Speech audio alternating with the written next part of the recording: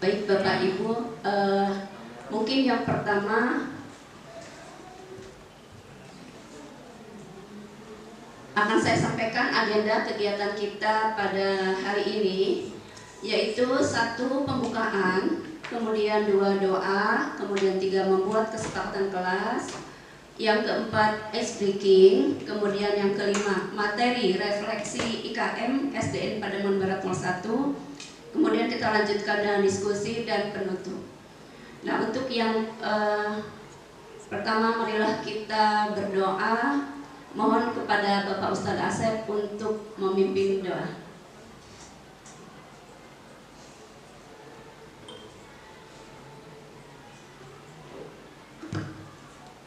Bismillahirrahmanirrahim. Assalamualaikum warahmatullahi wabarakatuh. Waalaikumsalam warahmatullahi wabarakatuh.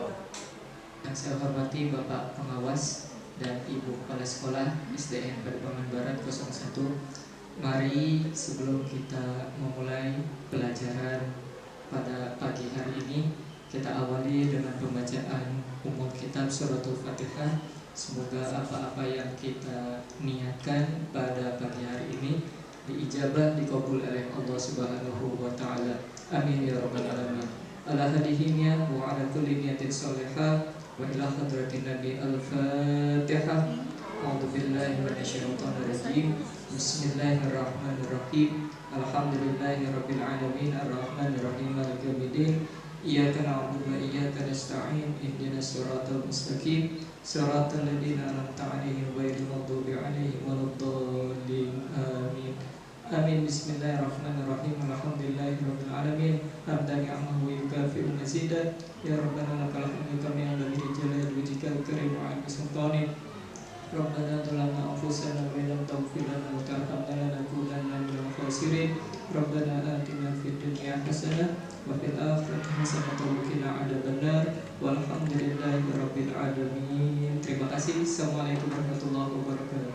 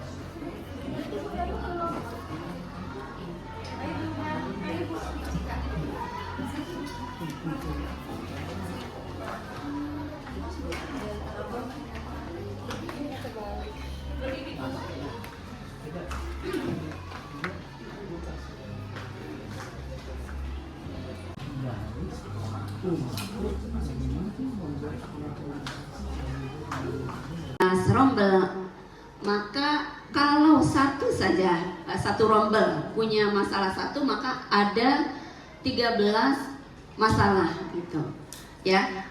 Mohon untuk siapa yang mau bacain?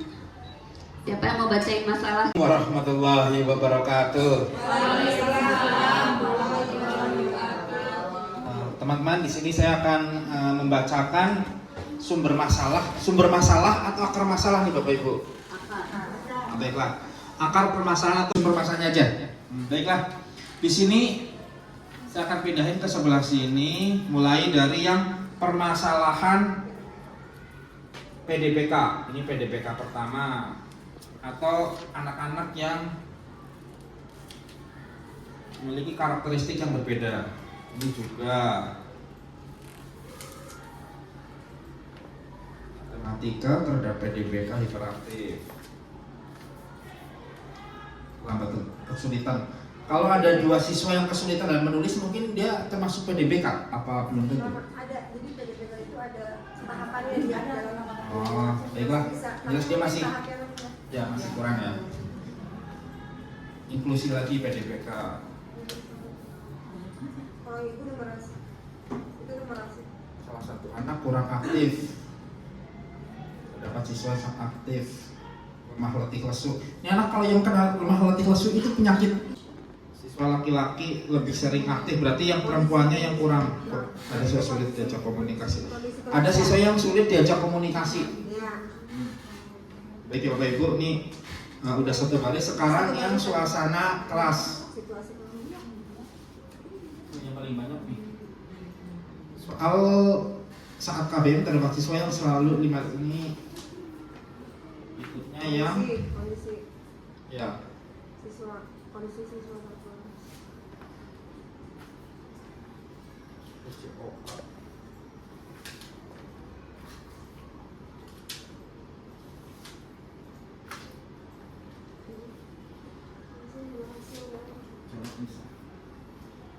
ini suasana kondusif. Baik Bapak Ibu, dan ternyata dari semua masalah yang ada di kelas kita masing-masing itu di sini ternyata ketika dibaca itu bisa dikelompokkan menjadi 4 nih. Yang pertama yaitu karakteristik anak, yaitu ada yang ABK, ada yang hiperaktif, ada yang belum bisa berkomunikasi, susah diajak komunikasi, ada yang sering tidur di kelas karena kecapean di rumah atau kurang perhatian di rumah, sehingga di sekolahan merasa nyaman malah tinggal tidurnya. Nah, ini untuk kita kelompokkan. Ternyata yang pertama yaitu PDPK, yang kedua berarti numerasi ya.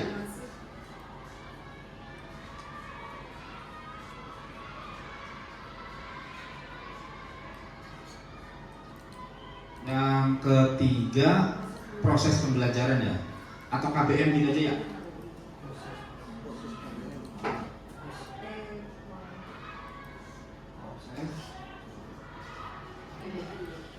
Proses PB.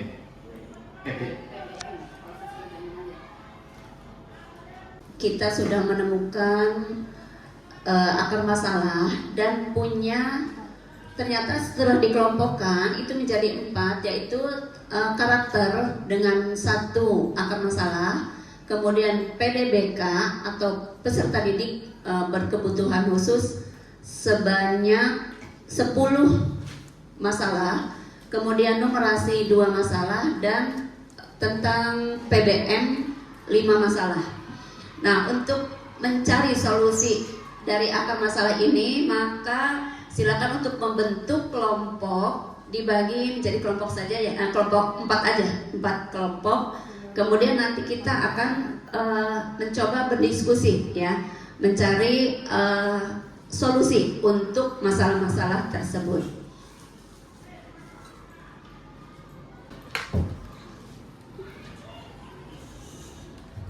Ya Bapak Ibu, untuk masing-masing perwakilan kelompok mengambil akar masalahnya. Silakan untuk mengambil akar masalahnya di depan.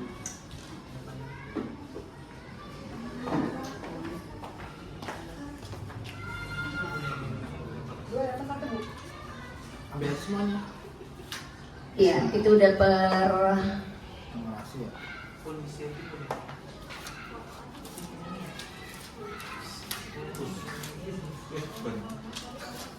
ya, yang paling banyak ternyata masalah PDBK ya.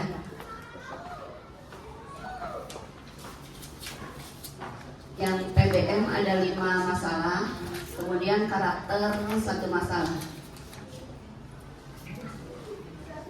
Nah, dari akar-akar masalah ini mohon untuk dicarikan solusinya bersama. Nanti setelah itu baru kita menyepakati, ya, menyepakati solusi apa yang akan kita ambil. Silakan Bapak Ibu untuk berdiskusi dengan teman kelompoknya dan mencari solusi bagi akar masalah yang sudah dipilih. Ya, Bu. Iya, Bu. Misalnya, ini dari akar masalah yang keempat ini, kita hanya mencari solusinya atau bagaimana? Iya, dari akar masalah ini nanti akan kita cocokkan dengan opsi mana yang sesuai dengan kondisi sekolah kita.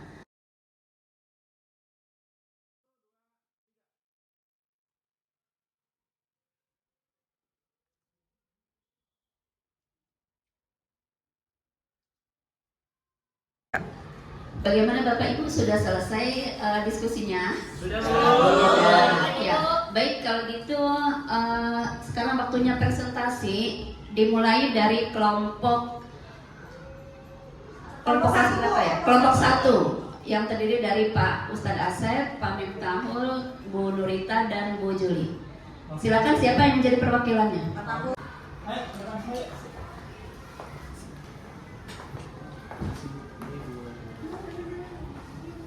Kami tentang permasalahan PDBK yang ada di kelas kami. Yang pertama, kita sesuaikan PDBK, permasalahan PDBK di kelas kami dengan subtopik yaitu pembelajaran berdiferensiasi.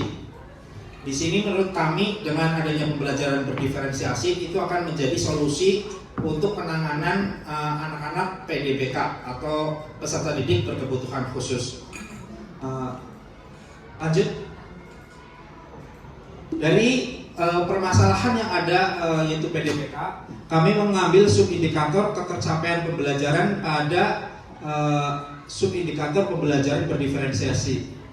Yaitu di sini kami menyampaikan yang pertama opsi satu menggunakan perencanaan pembelajaran tetapi masih copy paste dari MM saja, belum ada modifnya dan juga pembelajarannya masih berfokus pada guru. Dan opsi yang kedua yaitu kita sudah menyusun perencanaan pembelajaran dengan berdiferensiasi dan menyesuaikan dengan kebutuhan murid. Dan pembelajaran sudah mulai berfokus kepada anak. Lanjut. Di sini guru juga sudah menggunakan asesmen yang disediakan dalam buku teks dan modul ajar. Jadi pembelajarannya masih berfokus atau bertitik berat pada buku teks dan modul ajar saja. Dilanjutkan guru menggunakan metode pembelajaran bervariasi, berpusat pada peserta didik. Opsi 3, guru sudah membuat modul ajar yang sesuai dengan karakteristik dan berdiferensiasi. Pembelajaran juga sudah sesuai dengan karakteristik anak. Lanjut. Dan yang ketiga, kita menggunakan bahan ajar tidak hanya bertitik berat kepada buku paket, tetapi juga dengan bahan pembelajaran yang lain yang sesuai dengan mata pelajaran, materi dan tujuan pembelajaran. Lanjut. Guru menggunakan metode pembelajaran yang bervariasi dan berpusat pada peserta didik.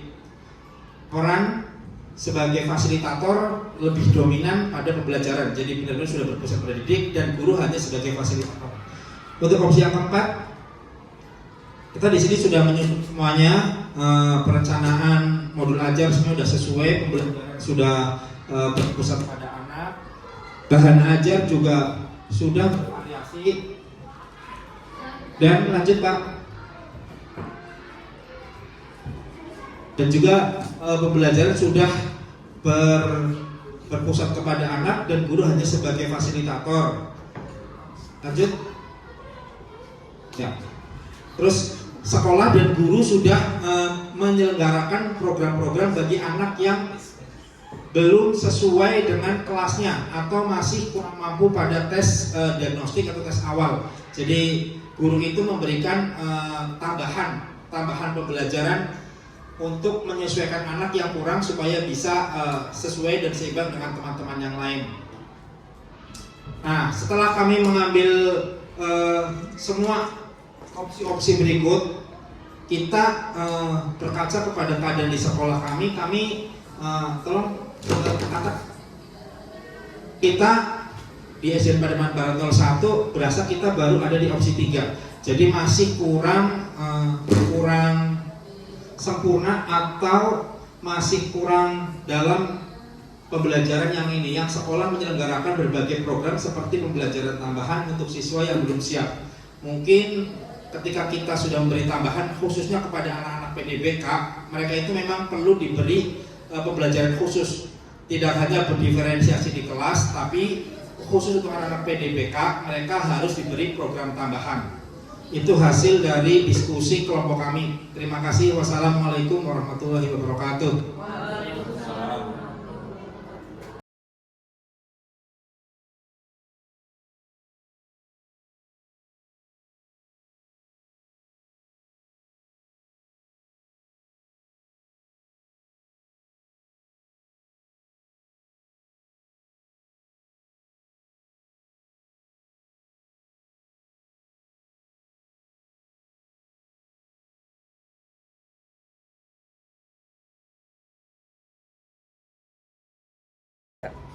Baiklah, saya akan menjelaskan tentang pengertian pendidikan khusus dan pengertian pendidikan inklusif.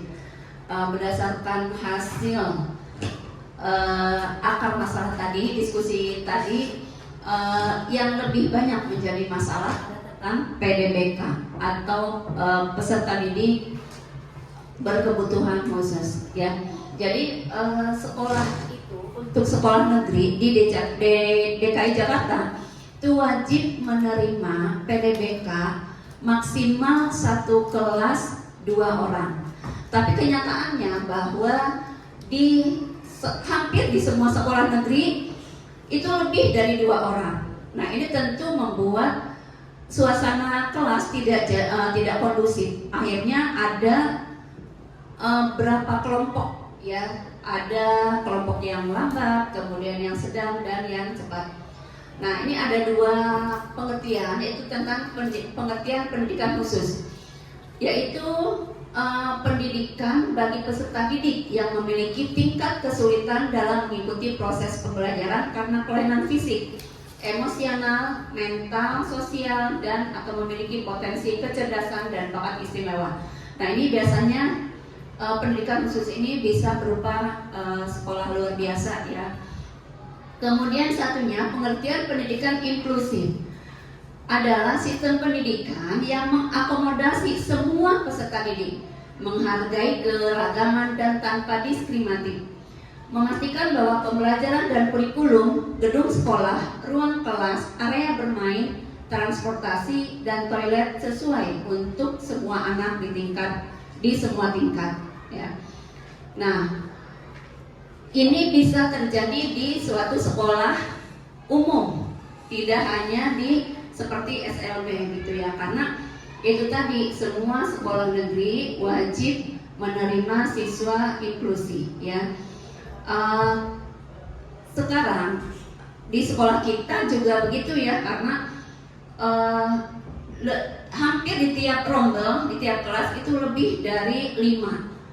Kenapa bisa seperti itu? Pada saat mereka mendaftarkan diri masuk ke SD, kebanyakan orang tua mendaftar itu melalui jalur khusus, tidak melalui jalur inklusi. Kenapa seperti itu? Karena masih banyak orang tua yang tidak menerima kondisi anak sebenarnya, gitu ya. Seperti yang sudah terjadi sekarang, anaknya di kelas 2. Ya, jadi anak selama di kelas 1 itu 1 semester tidak ada keterangan apapun dari orang tua, sementara si anak itu tidak menunjukkan bahwa dia itu bisa berbicara, gitu. Nah, itu kan jadi masalah sehingga menghambat belajarnya, pun akan menghambat kondisi pembelajaran di kelas pada umumnya, gitu ya. Next. Ini tantangan pendidikan inklusi. Dari segi partisipasi, yaitu terjadi diskriminasi. Sekolah belum ramah bagi semua anak. Memang betul, begitupun di sekolah kita, apalagi kita sekolah gedung lama ya, yang ada tangga terdiri dari 3 lantai, tapi kita tidak difasilitasi dengan adanya lift. Jadi anak-anak harus aksesnya itu hanya berupa tangga. Nah itu tentu tidak ramah bagi penyandang daksa ya gitu. Tapi alhamdulillah di sekolah kita tidak ada yang tunadaksa, sehingga masih terpenuhi gitu ya. Kemudian terjadi pemisahan pendidikan yang ekstrim berdasarkan identitas tertentu. Kemudian banyak anak yang belum terakomodasi di sekolah karena berbagai alasan. Nah ini ya, jadi kendalanya adalah bahwa di sekolah negeri, terutama di sekolah kita, tidak ada guru yang khusus menangani inklusi ini, gitu ya.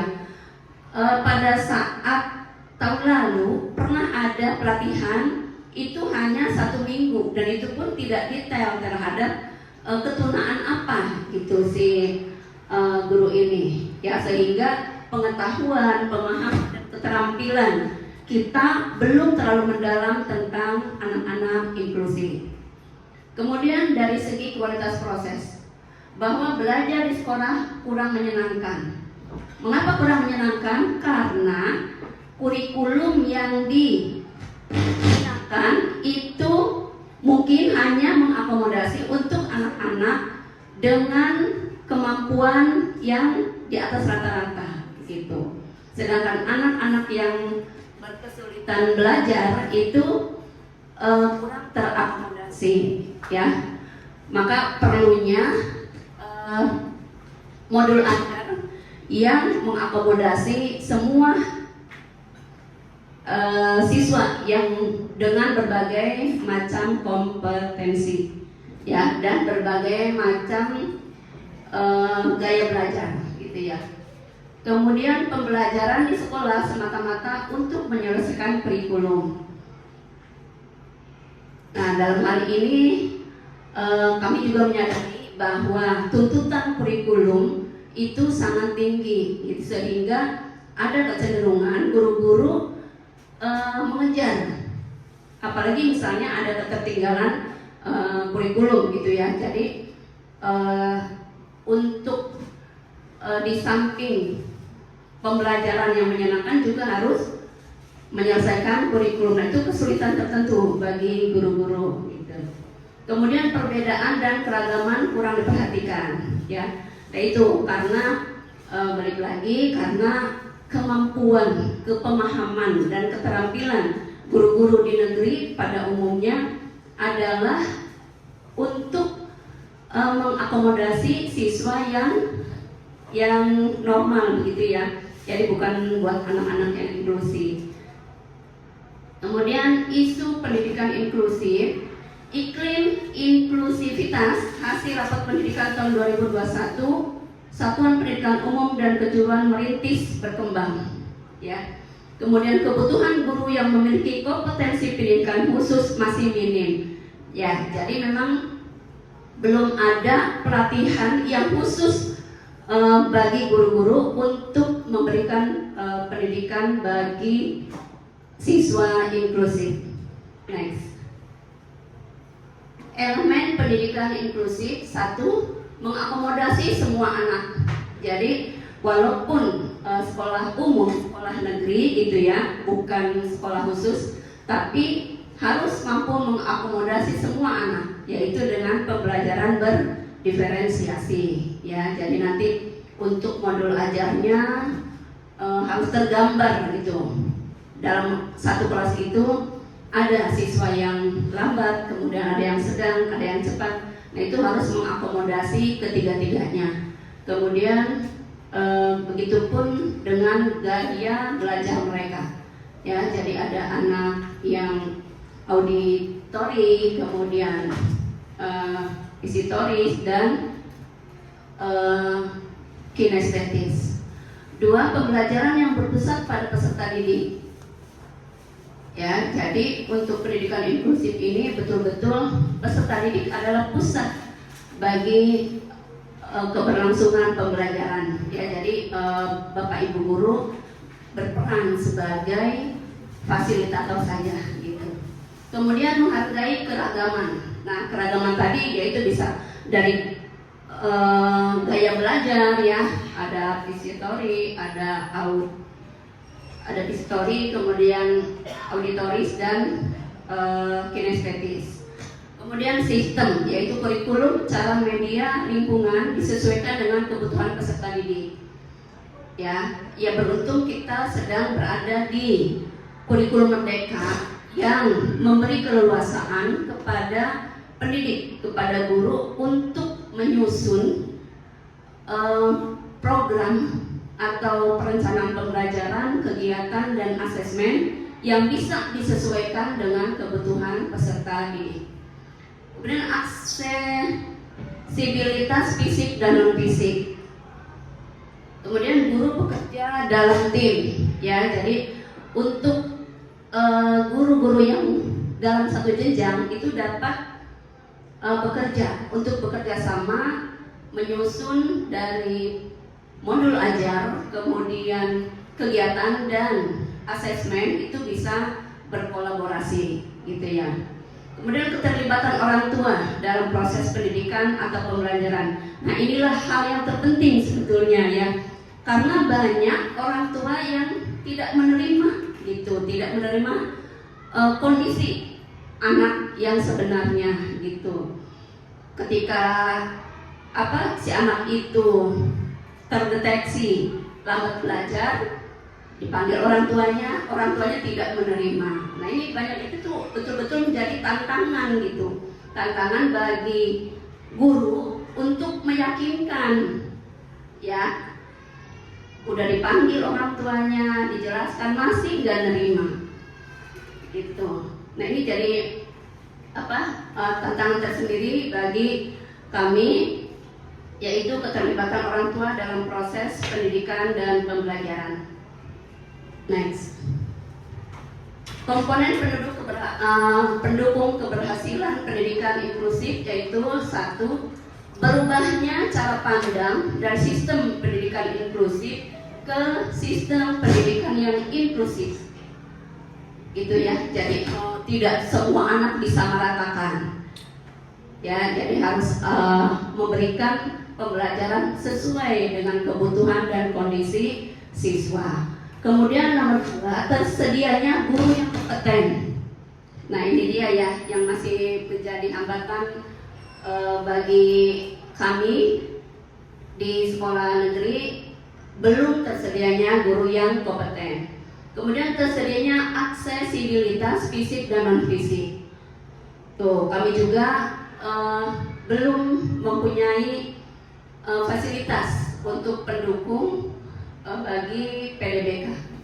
Kemudian adanya keterlibatan orang tua. Ini komponen yang paling penting dan sangat besar pengaruhnya terhadap keberhasilan pendidikan inklusif ini, ya. Jadi karena orang tua ini lebih banyak waktu bersama anak, seharusnya memberi dukungan gitu. Tapi kenyataannya banyak orang tua yang memang hanya menitipkan saja gitu, menitipkan anaknya untuk dididik di sekolah tertentu tanpa membantu atau mendukung program pembelajaran mereka. Kemudian yang kelima, adanya kolaborasi antar guru, orang tua dan peserta didik. Nah, hal ini yang selalu kami usahakan agar adanya komunikasi ya antara guru dengan memanggil orang tua, kemudian memberikan nasihat, memberikan dorongan kepada peserta didik. Kemudian tersedianya dukungan dari pemangku kepentingan, yaitu regulasi, aturannya gitu ya. Nah, saya lihat aturannya, regulasinya itu sudah ada wacana ya untuk penyelenggaraan inklusi ini. Semoga dengan nanti dicanangkannya regulasi ini akan menjadi pedoman atau panduan kepada kami guru-guru untuk dapat melaksanakan pendidikan inklusif. Kemudian adanya kemitraan dengan pihak terkait lainnya, LSM atau OPD dan individual. Kemudian yang terakhir, jumlah satuan pendidikan yang